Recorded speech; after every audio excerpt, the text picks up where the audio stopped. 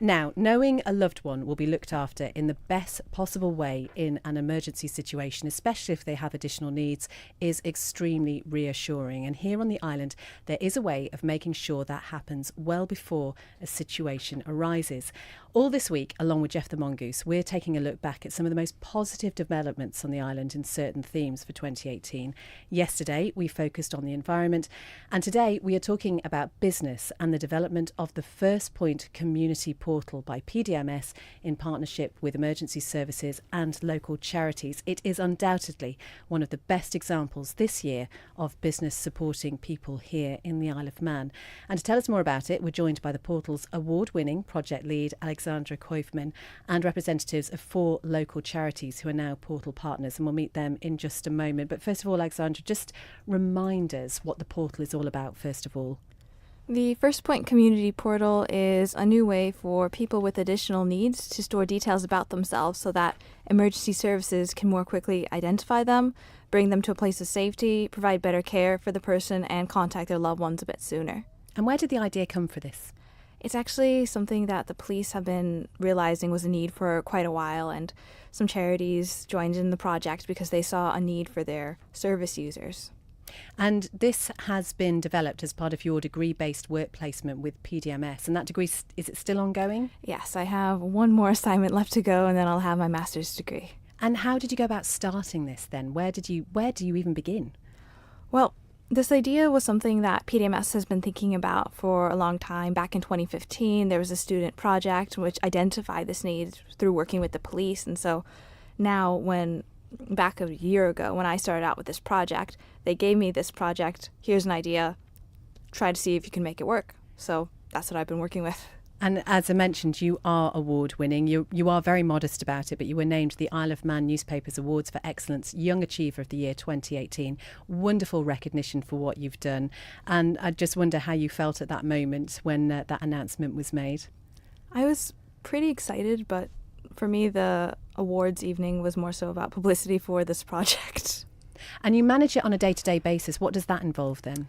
That means I communicate with our charity partners. I've done the training for the charity partners. I'm involved with the training for the emergency services, just doing everything that needs to be done for this project to keep on going.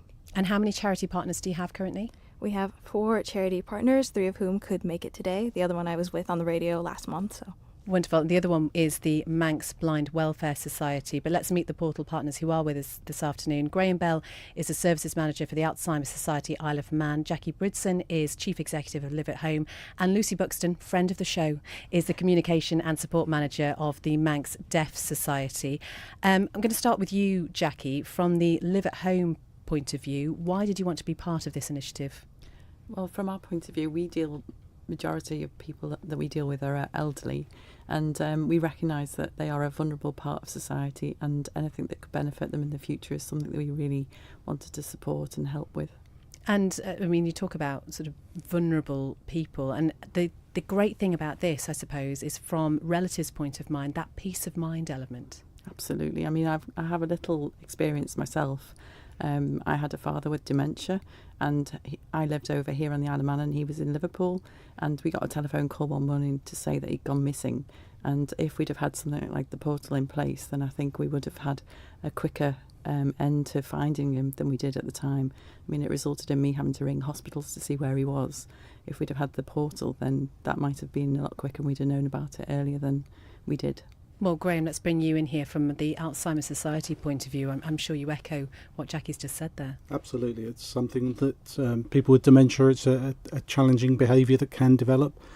People can start walking with some sort of purpose in mind. The purpose isn't always discernible, but they can get themselves into vulnerable positions. So the sooner they are located, the sooner they can be put back to where they need to be and where they're safe. And that's what the portal does fantastically. And with regard to the number of people, I understand that you support around 1,300 people diagnosed with Alzheimer's and dementias on the island. So the potential for this is huge. Absolutely, yeah.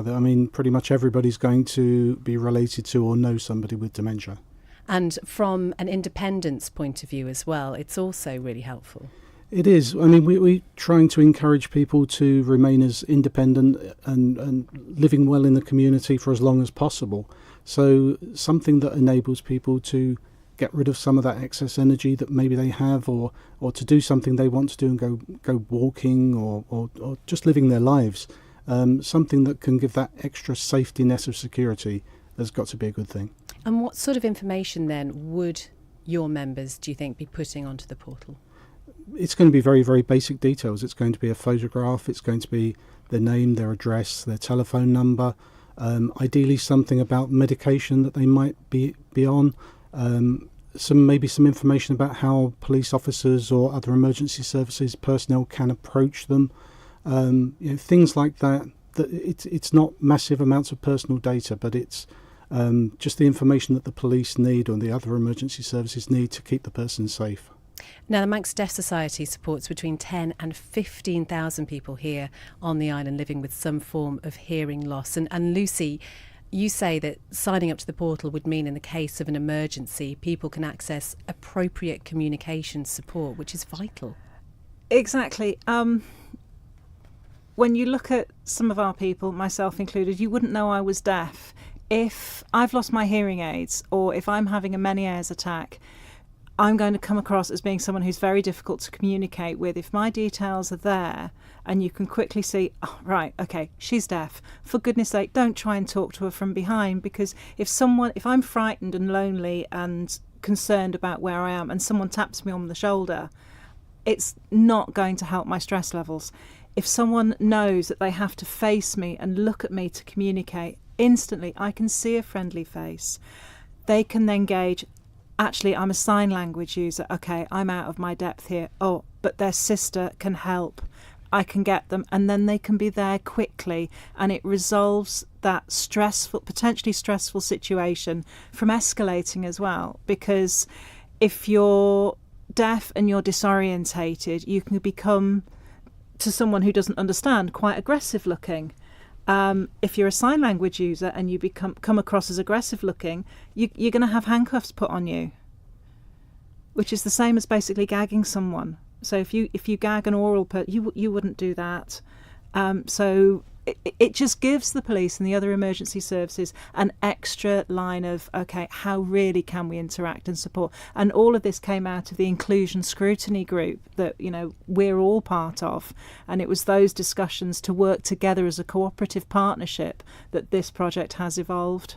You mentioned a Meniere's attack. Can you just explain what that is for us? Meniere's is a disorder that I have. It's a sort of multifaceted thing. I have permanent tinnitus, which is screaming at the moment because it tends to when I get a bit stressed. It causes hearing loss, but it also causes balance disorders. So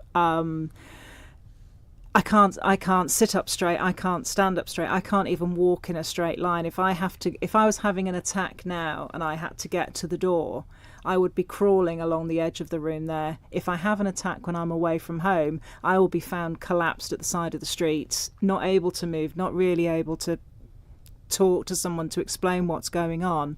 So for someone to have that information, no, she's not drunk, she's not having some sort of other episode or something. It's this is what we need to do. We don't need to take her off to hospital. You just need to get her husband and get her home and get her the medication that she has there.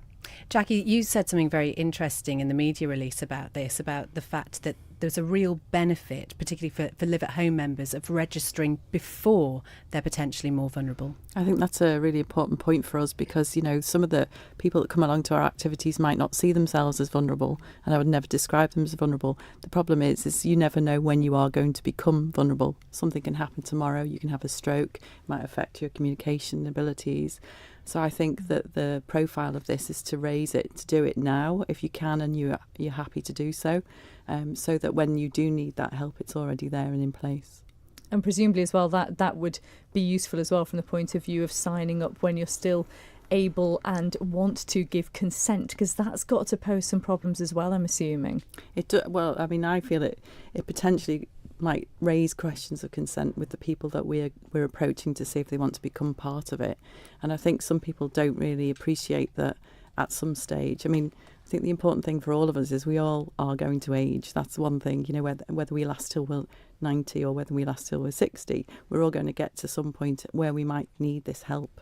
And I think it's recognising that need might be necessary in the future and doing something about it now when you can. Graham, for members of the Alzheimer's Society, presumably some of them might not be in a position now themselves to give consent. Can relatives do it on their behalf? Yeah, absolutely. If somebody lacks capacity, excuse me, and they are showing that sort of behaviour, or those that sort of going for a walk or wandering is the way people usually describe it. Yes, people can give consent on their behalf if they do lack the capacity to do it on their own, because it's in their best interests. So it's in the best interest to keep them safe. So somebody that's a carer that's looking after the person can actually put the information on their behalf, or if they are not tech savvy, if they're not able to do it themselves, they can contact us and we can do it. We've got the permission to do it on their behalf if that's what they request. Alexandra, do people have to be associated with one of the charity partners in order to be able to sign up to the portal? No, there are actually 3 ways that a person can sign up. If a person wants to sign themselves up and is technologically able to do so, they can go online, they can Google search First Point Community Portal or go to firstpoint.signedup.im. Or if they have a family member who can help them out, their family member can, with that person's consent, go online and create a profile, make it searchable for them. And if they don't have a family member or they don't want to approach a family member, then they can also go to one of our 4 charity partners. And once this information, whatever that might be, is on the portal, how confidential is it? The only people who really would have access to the information is a person, a family member if they are the one specifically putting on their information, a charity partner only if they are managing that person's data with their consent. And on the other side, there's the police and the Joint Control Room are the only ones who have direct access to this information. And they're allowed to share that information with the other emergency services personnel and no one else in situations that call for it. And I know when you were on our programme a little while ago, I think it was back in July, when we were talking about this from the police perspective, for people perhaps with autism as an example, this is a great way of putting information on there which really might make it a lot easier should they ever be come up against the police for whatever reason. Yes, there are a number of conditions, even beyond the ones that our charity partners support. There's Alzheimer's and dementia that this can help for people with mental health conditions, again, autism, physical challenges, learning disabilities, certain medical conditions such as diabetes, epilepsy, stroke, Parkinson's, even people with severe allergies, even people who don't have a medical condition such as the older generation, people who live alone or are isolated, and people who are caring for other people. This is really like an online version of an identity bracelet in some ways. Yes, it is. You could think of it like that. And we should say there has been a lot of business support to make the portal possible. Yes, we have a number of corporate partners, and I'll name our sponsors now. So PDMS is our initial sponsor and our technology provider. Our other sponsors are Microgaming Play It Forward, Selton Manx, PwC Isle of Man, Apex Fund Services Isle of Man Limited, and Ellen Vannon Fuels. Absolutely brilliant. It's such a positive thing to be happening over here. Alexandra, Graham, Lucy and Jackie are with us throughout the programme, so if you've got any questions, do get in touch and let us know, 166 177, or you can email studio@manxradio.com. I think it might be helpful maybe for each of the charity partners just to explain how their members can access the portal. So Jackie, how do Live at Home members do that?